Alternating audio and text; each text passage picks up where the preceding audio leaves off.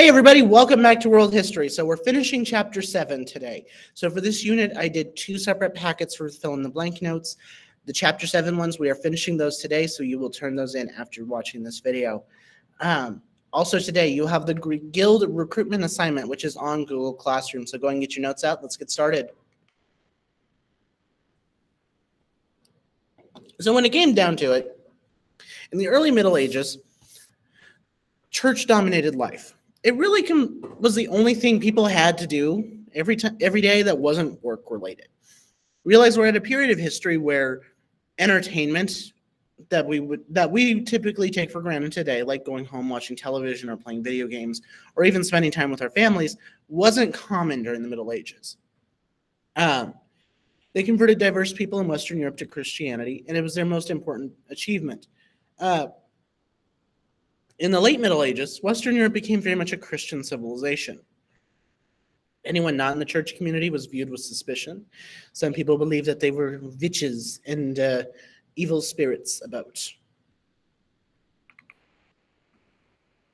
So the role of the local priest kind of was a catch-all for a lot of jobs.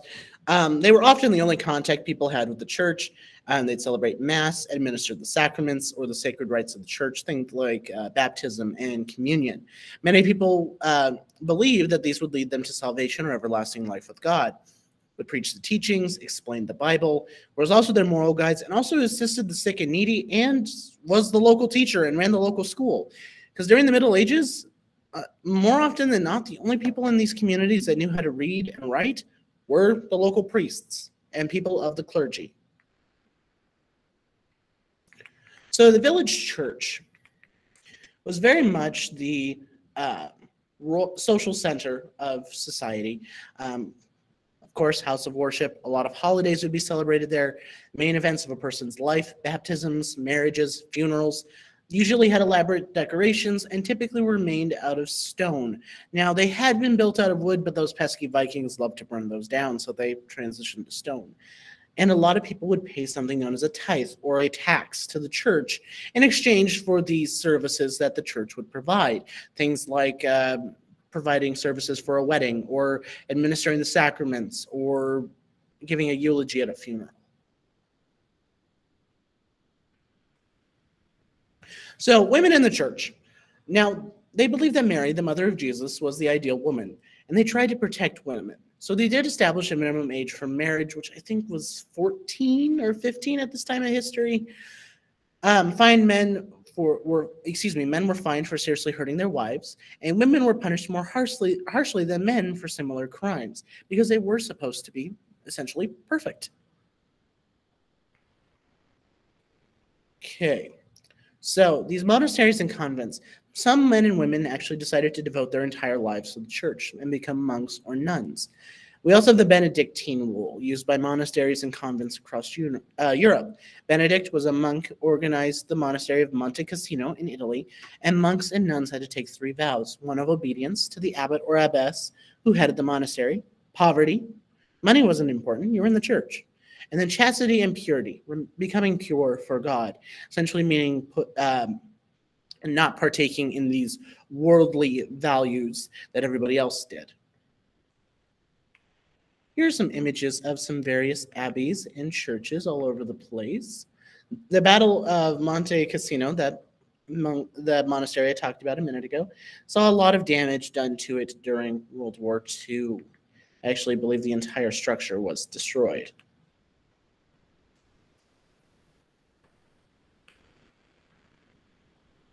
Okay, so 3 vows. Each day was broken up into periods of work, worship, and study. Typically, they would tend to crops and agriculture. They helped improve the economy based on farming. Basic health needs were taken care of. They were educators and scholars, and they also served as missionaries or going out and trying to convert people to Christianity. So you don't need to write this slide, but just as important to note, women could not become priests or preach or learn too much, because apparently they didn't like women having a knowledge. So the church power did begin to grow. Spiritual life of the followers, and then people began to become more secular or worldly. And of course, we have the Pope or spiritual leader.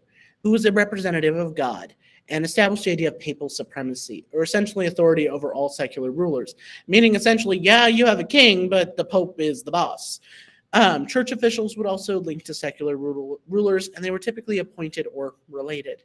And a style of law known as Canon Law was developed, or the church's own body of laws, and they were used to develop court systems all throughout Europe.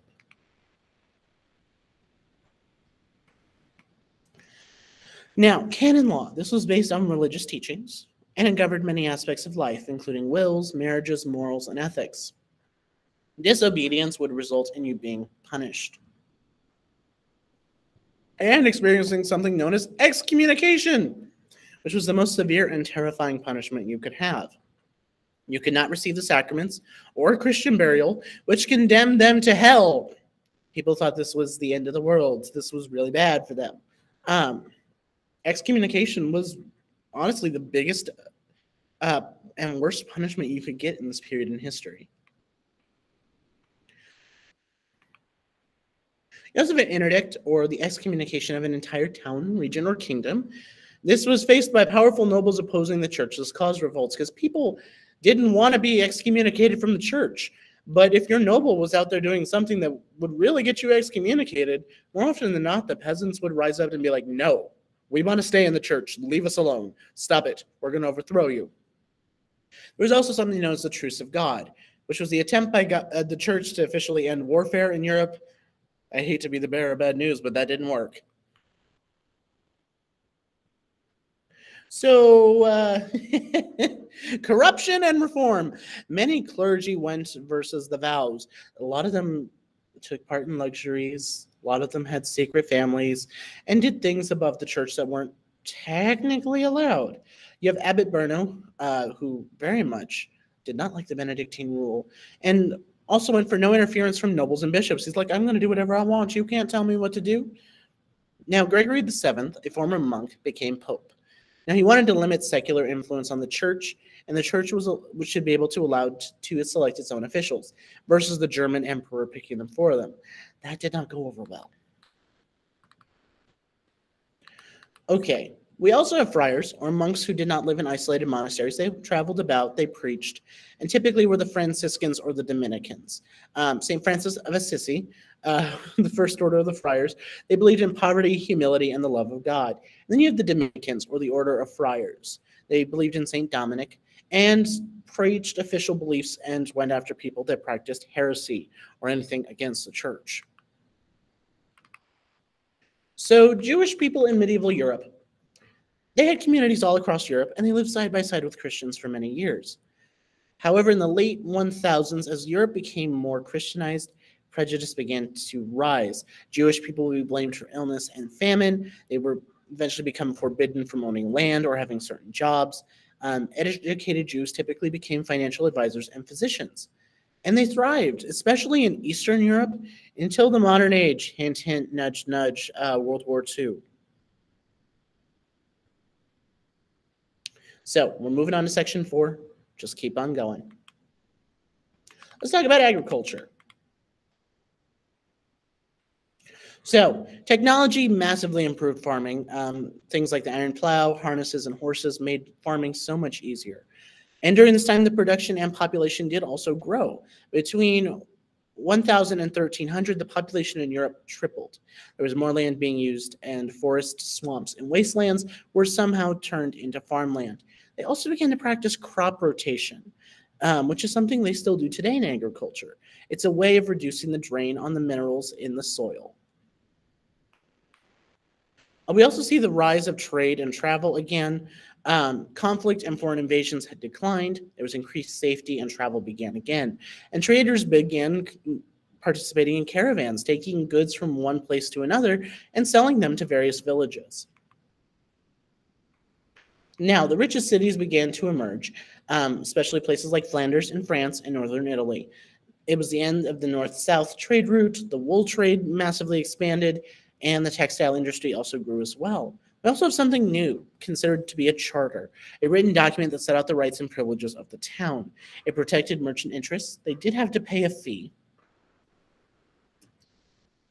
However, They no longer were bound to that fee after a year plus a day. It was free for them after that point. This was very popular with the serfs, mainly because it allowed them to have a lot more options. If they wanted to leave, they could. We also have the commercial revolution. As trade increased, the use of money increased as well, and it transformed the economy more from a barter system to one using capital or money for investment. Now, we also see the rise of credit or delayed payment and partnerships to put together funds to finance a large-scale project, which would help reduce individual risk. And also insurance grew during this time, which reduced business risk as well.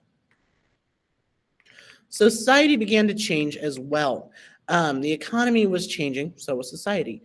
Tenant farmers were then hired or paid rent for land, and Christians could not lend money without interest. Lend money with interest, my apologies. This opened financial opportunities for Jewish people. However, we're at the point in history where they started, especially in Western Europe, to face a lot of anger, prejudice, and stereotyping in the West, and eventually making so that they moved towards the East. We also see the rise of the middle class, merchants, traders, and artisans, a class between the nobles and the peasants. And it became the nobles and clergy versus everybody else, and the usury or lending money at interest. Another huge thing that comes from this period is that of the guilds. They had a lot of economic and political power. Guilds were an association of merchants and artisans. They passed laws, collect taxes, and talked about how to spend funds. They cooperated to protect their own economic interests. Now, becoming a guild member took some time. You started off as an apprentice or trainee, and you earned no wages. Eventually, you'd become a journeyman or a salaried worker in that guild. Now, a lot of these guilds would also help provide for family members if you died in a horrible accident. Now, these cities were surrounded by high and protective walls, as you can see in this image here. There's a nice big wall, and then there's another one here. They were built up, and they built outside of the walls. Problems, though. These cities encouraged disease. They were really close-knit. They were prone to fires. They were crowded. They were dirty. They were loud, and they were stinky. Things we take for granted today, like plumbing and sewage systems, did not exist yet. Oh, you filled the chamber pot? Oh, no problem. Just go dump it out in the street. Now your business is out on the street. And I do believe this is our last slide of notes for today and the chapter. So again, you're going to complete the guild assignment on Google Classroom. I'll see y'all next time. Bye, everyone.